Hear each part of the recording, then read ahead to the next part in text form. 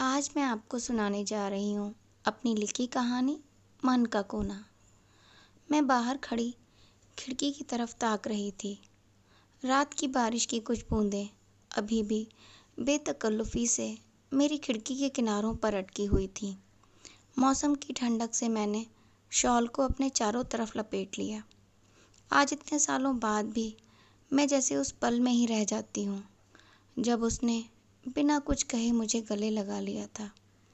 प्यार मेरी ज़िंदगी में दबे पाँव ऐसे दाखिल होगा, ये तो मैंने सोचा ही न था। कभी जन्म जन्मांतर की कस्में खाने पर भी नहीं होता, और कभी कभी कोई एक पल हमें उस प्यार का एहसास करा देता है।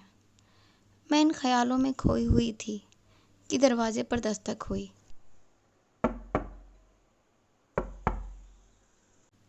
घड़ी पर निगाह डाली।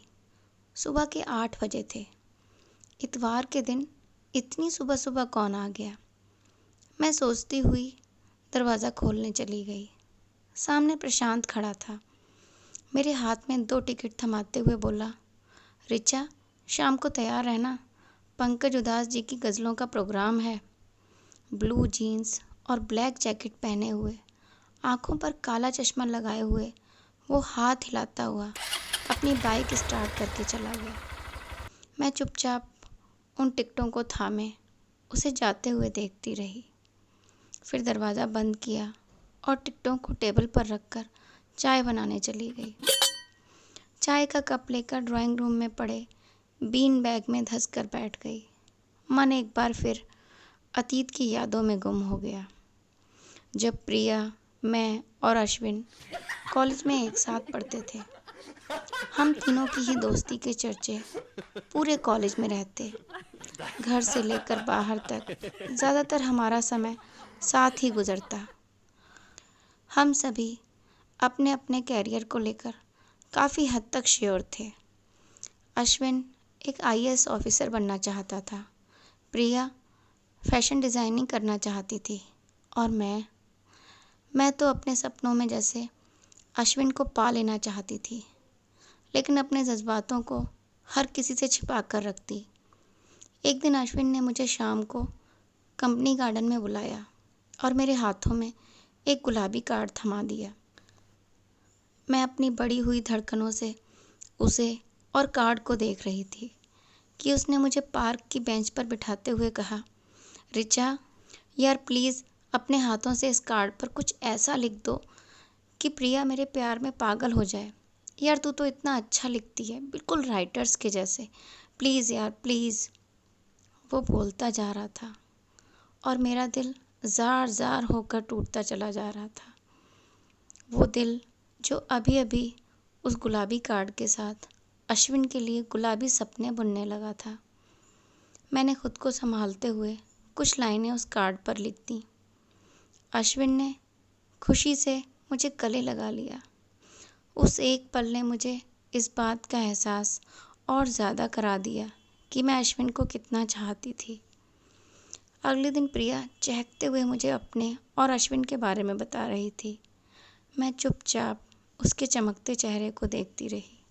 वो बहुत देर तक न जाने क्या क्या कहती रही, लेकिन मेरा दिमाग जैसे सुन्न होता चला जा रहा था। वक्त बीतता गया। अश्विन और प्रिया ने शादी कर ली।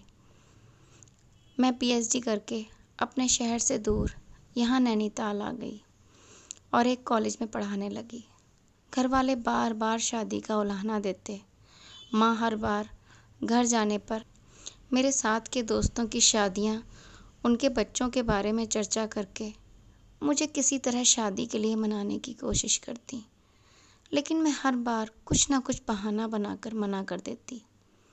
पुरानी सारी यादों से दूर यहाँ नैनीताल में रहने लगी थी मैं।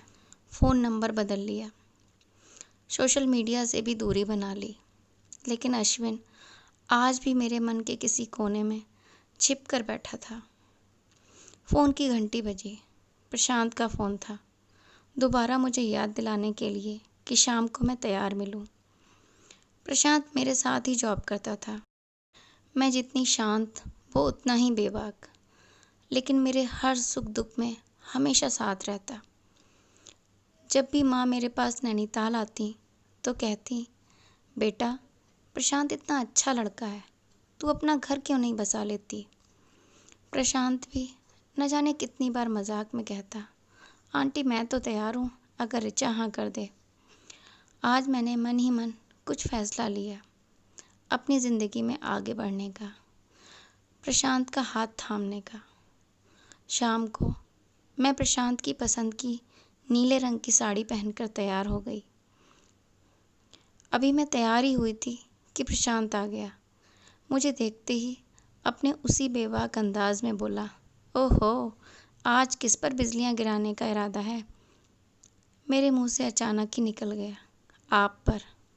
आज मेरे चेहरे की मुस्कुराहट से उसका चेहरा खिल गया। मैं उसके साथ बाइक पर बैठकर प्रोग्राम देखने पहुंच गई। प्रोग्राम ख़त्म होने के बाद प्रशांत पार्किंग में से अपनी बाइक लेने चला गया। मैं बाहर खड़ी उसका इंतज़ार कर रही थी कि किसी ने मुझे पुकारा। आवाज़ बहुत पास से आई थी। मैंने पलटकर देखा तो अश्विन मेरे सामने खड़ा था, मुझे एकटक निहारता। ऋचा, जितना तुम मुझे समझती थी शायद कोई और नहीं समझ सकता, लेकिन तुम और प्रिया, मेरे शब्द मेरे गले में अटकने लगे। प्रिया और मेरा तलाक हुए बहुत साल हो गए ऋचा। उसके सपनों की उड़ान बहुत ऊंची थी जो घर गृहस्थी में बन न सकी। मेरी ज़िंदगी में लौट आओ ऋचा। मन जैसे इन शब्दों को सुनने के लिए कब से बेचैन था। इतने में प्रशांत अपनी बाइक लेकर हमारे सामने खड़ा था। मैंने कहा, नहीं प्रशांत तुम जाओ, अब मैं अश्विन के साथ आऊँगी। आज की कहानी यहीं तक। अगर आपको मेरी कहानियाँ पसंद आती हैं तो प्लीज़ उन्हें लाइक करें, मेरे चैनल को सब्सक्राइब करें और शेयर करें, और हाँ, बेल आइकन ज़रूर दबाएं। Thank you.